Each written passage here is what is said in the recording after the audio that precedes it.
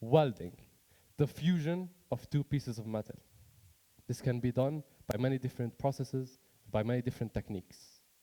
Typically, two pieces of metals are laid down next to each other and are exposed to extreme temperatures, usually adding a filler metal to complete the gap. Due to the heat, the metals fuse, creating one single piece.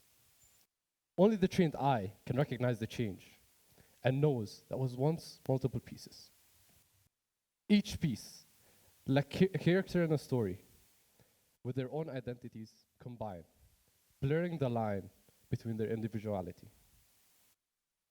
And this concept can be seen in everything around us, in our phones, in our laptops, in our toothbrushes. This depreciates the value of the item and undermines the effort put in by the creator. And as time moves on, we forget that each piece has a different story and a different order. This analogy of welding mirrors our society in many ways.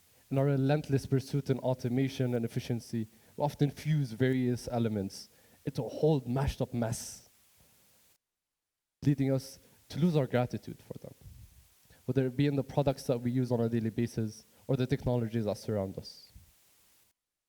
For example, you've probably seen something like this, or this. Now, please raise your hand if you think this is a picture of a sword, and if you don't have a Valentine tomorrow. Now, keep your hand up if you know when it was made, and keep your hand up if you know who made it. Now, so you can probably recognize that even though everyone knows that this is a picture of a sword, we often forget that it has a different origin and different history. Even if you look at both of them, they're very, very different, as they came from different places and from different people. And this phenomenon doesn't only apply to old artifacts. It is seen in everything. I want you to imagine what a simple wooden chair would look like. Or this is what it would look like. Now, if you disassemble it, these are the pieces. And if you take a couple steps back in the process, this is what it would look like. Now, looking at the enormous process, from cutting the tree, processing the wood, treating the wood, and finally combining it. If done manually, this process would take years of experience and days of hard work.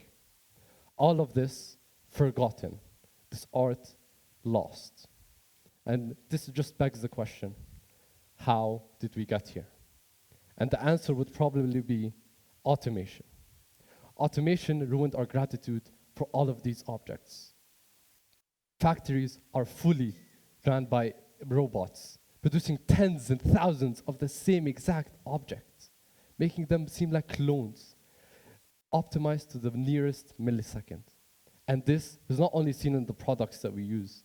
Now, with AI, we generate texts, books, even homeworks. Trust me, I'm a student, I would know. Books are supposed to be mediums, filled with mistakes, filled with emotions, personal experiences that make books worth reading. Now, it's under attack by the perfectionism and inhumanly writing of AI. Now, other expressions, other mediums are being exploited as well.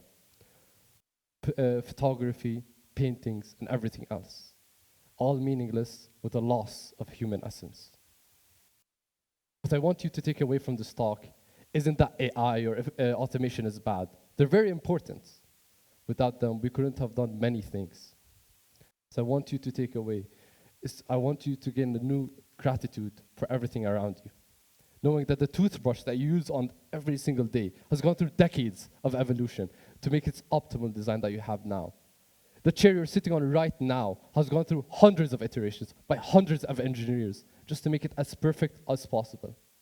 I want you to train your eye to see these objects, not as one, but as many pieces welded together, each with a different story and a different origin. Thank you.